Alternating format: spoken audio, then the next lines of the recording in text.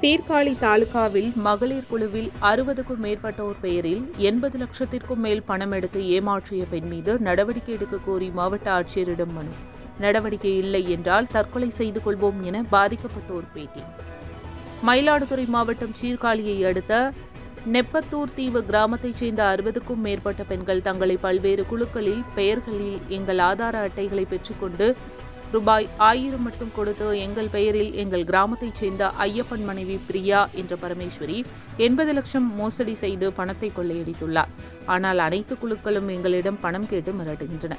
இதனால் பாதிக்கப்பட்ட பெண்கள் மாவட்ட ஆட்சியரிடம் மகாபாரதியிடம் கண்ணீர் மல்க கோரிக்கை வைத்தனர். எங்களை ஏமாற்றிய பெண் மீது உரிய நடவடிக்கை எடுத்து எங்களை பாதுகாக்க வேண்டும். இல்லாவிட்டால் பாதிக்கப்பட்ட நாங்கள் அனைவரும் குடும்பத்தோடு விஷம் அருந்தி தற்கொலை செய்து கொள்வோம். என்னோட பேர் முருகானந்தம். மயிலாடுதுறை மாவட்டம் சீர்காழி தாலுக்கா நெப்பத்தூர் தீவிலேருந்து வந்திருக்கேன். இப்போ எது சம்மந்தமாக வந்திருக்கோன்னு கேட்டிங்கன்னாக்கா, மகளிர் சுய உதவிக்குழுவில் எங்கள் ஊரில் குழு தலைவியாக பணியாற்றிய பிரியா என்கின்ற பரமேஸ்வரி அவர்கள் ஐயப்பனும் எடுத்து பணம் கொடுத்து வரவசூல் பண்ணிக்கிட்டு இருந்தாங்க. எங்கள் மக்களும் நம்பி எடுத்து கொடுத்து வாங்கிட்டு இருந்தாங்க. திருப்பி அவங்க பேரில் எல்லார் பேர்லேயும் பேரில் போட்டு பணத்தை வாங்கிக்கிட்டு இப்போ தலைமுறை ஆகிட்டாங்க. நாங்கள் பக்கத்தில் உள்ள